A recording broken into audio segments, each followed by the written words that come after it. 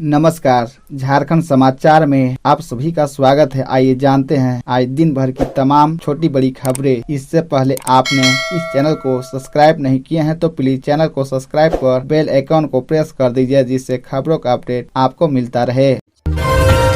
सुदूर इलाके में शुरू होगी बाइक एम्बुलेंस सेवा। अस्पताल पहुंचाने पर मिलेंगे 1250 रुपए। धनबाद जिले के सुदूर ग्रामीण इलाकों में रहने वाले लोगों को बेहतर स्वास्थ्य सुविधा प्रदान करने के लिए जल्द ही बाइक एम्बुलेंस सेवा शुरू की जाएगी। इसका वैसे ग्रामीण को लाभ मिलेगा जो सुदूर ग्रामीण इलाके व पहाड़ी की तलहटी के गाँव में रहते हैं। इन गाँव के टोलों में 4 पहिया वाहन पहुँचाना मुश्किल है। ऐसे में आकस्मिक स्थिति में जरूरत पड़ने पर मरीजों को सरकार द्वारा संचालित 102 एम्बुलेंस सेवा का लाभ नहीं मिल पाता है। इस समस्या से निपटाने के लिए स्वास्थ्य, चिकित्सा, शिक्षा व परिवार कल्याण विभाग ने धनबाद में अन्य जिले में बाइक एम्बुलेंस सेवा शुरू करने का प्रस्ताव तैयार किया है। योजना के तहत धनबाद को 5 बाइक एम्बुलेंस देने की तैयारी है। योजना को लेकर स्वास्थ्य विभाग की ओर से ऑफिशियल वेबसाइट पर जल्द ही नोटिफिकेशन प्रकाशित होगा।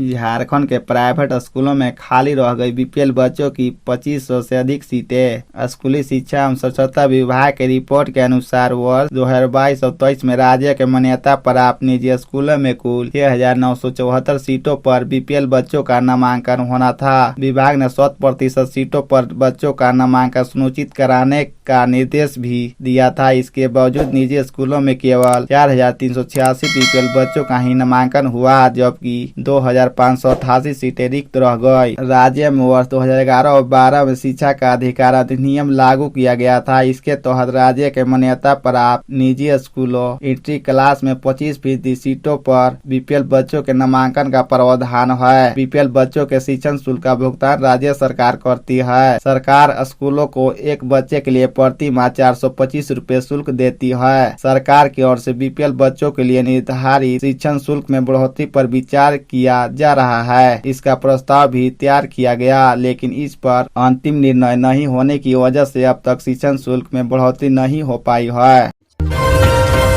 झारखंड कैबिनेट की बैठक आज कई प्रस्ताव पर लग सकती है मोहर। नियोजन नीति पर चर्चा की उम्मीद। सोमवार को झारखंड कैबिनेट की बैठक है। बता दें कि यह बैठक दोपहर 3:30 बजे से प्रोजेक्ट भवन में आयोजित होना है। इस बैठक की अध्यक्षता राज्य के मुख्यमंत्री हेमंत सोरेन करेंगे। बता दें कि इस बार कैबिनेट की बैठक में कई अहम प्रस्ताव पर मोहर लग सकती है। साथ ही उम्मीद यह भी जताई जा रही है कि नई नियोजन नीति मामले पर भी इस बैठक में चर्चा की जा सकती है। जानकारी हो कि नई नियोजन नीति के विरोध में कई छात्रों ने मोर्चा खोल दिया है। बता दें कि झारखंड में 15 मार्च से मौसम में जो परिवर्तन देखने को मिला है, वैसे में कई किसानों को परेशानी हुई है। जानकारी हो कि आंधी और ओलावृष्टि की वजह से रबी फसलों को नुकसान पहुंचा है। साथ ही सब्जियों की खेती भी प्रभावित हुई है। अब ऐसे में उम्मीद जताई जा रही है कि इस बैठक में किसानों के लिए कुहक राहत भरे ऐलान किए जा सकते हैं। जानकारी हो कि बीते दिनों कृषि मंत्रालय ने सभी जिलों में उपायुक्तों को ओलावृष्टि की वजह से रबी फसलों को हुए नुकसान का आकलन करने का निर्देश दिया था।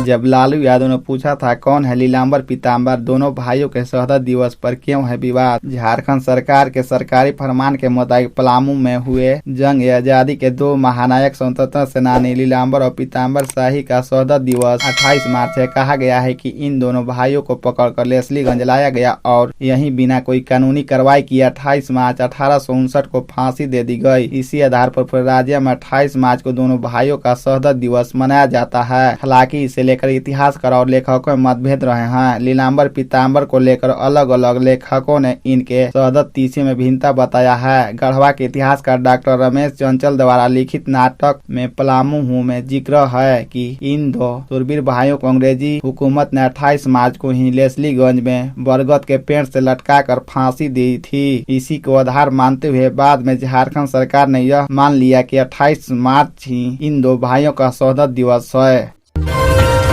ईडी कार्यालय पहुंचे सीएम हेमंत के पूर्व प्रधान सचिव राजीव अरुणेका। मुख्यमंत्री हेमंत सोरेन के पूर्व प्रधान सचिव राजीव अरुणेका ईडी कार्यालय पहुंचे। बता दें कि ईडी ने इससे पहले राजीव अरुणेका को 15 मार्च को पूछताछ के लिए बुलाया था, लेकिन झारखंड विधानसभा के बजट सत्र में व्यस्तता का हवाला देकर उन्होंने समय मांगा था। तब ईडी ने उनको दूसरा समन जारी कर 27 मार्च को पूछताछ के लिए बुलाया था। बता दें कि ईडी राजीव अरुणेका से सत्ता और नौकरशाही के करीबी लाजनर विशाल चौधरी से संबंधों को लेकर पूछताछ करेगी। बीजेपी नेता बाबूलाल मरांडी ने 22 सेकंड का एक वीडियो जारी कर राजीव अरुणेका पर आरोप लगाया था कि लाजनर विशाल चौधरी से उनसे घनिष्ठ संबंध है और वह सीएमओ की महत्वपूर्ण एवं गोपनीय फाइलें विशाल चौधरी के कार्यालय में बैठकर निपटाते हैं।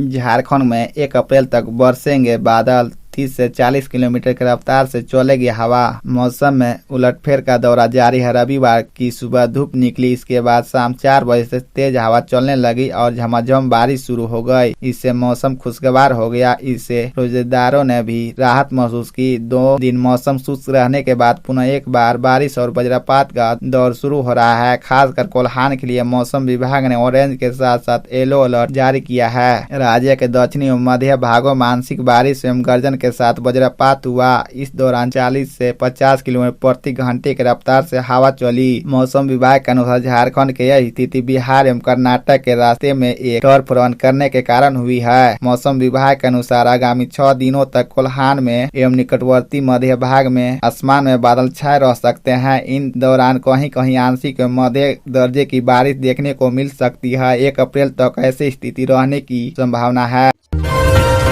झारखंड का एक ऐसा एकलव्य विद्यालय जहां नहीं होती पढ़ाई, स्कूल कैंपस में उगी झाड़ियां। पूर्वी सिंहपुर के बहरागोड़ा में एक ऐसा एकलव्य आवासीय विद्यालय है जहां करोड़ों खर्च करने के बाद भी पिछले 6 साल से पढ़ाई नहीं हो रही है। विद्यालय परिसर में झाड़ियां उगाई है, वही दीवारों में दरारें आ गई है। इसके बावजूद आज तक कोई इसकी सूद नहीं ली है। पूर्वी सिंहभूम जिले के बहरागोड़ा प्रखंड की पुराना पानी पंचायत के बूढ़ी पुखुर मौजा में बना करोड़ों की लागत से एकलव्य आवासीय विद्यालय सफेद हाथी साबित हो रहा है। भवन निर्माण होने के 6 साल गुजर गए, लेकिन अभी तक विद्यालय का शुभारंभ नहीं हो सका, जिसके कारण स्कूल भवन चारों ओर झाड़ियां से घिर गया है। दीवारों में दरारें आ रही है। वर्ष 2017 में लगभग 3 करोड़ की लागत से इस भवन का शिलान्यास हुआ था। विभागीय उदासीनता के कारण आज तक भवन में पठन पाठन कार्य शुरू नहीं हो सका। हर साल विद्यार्थियों के लिए प्रवेश परीक्षा होती है।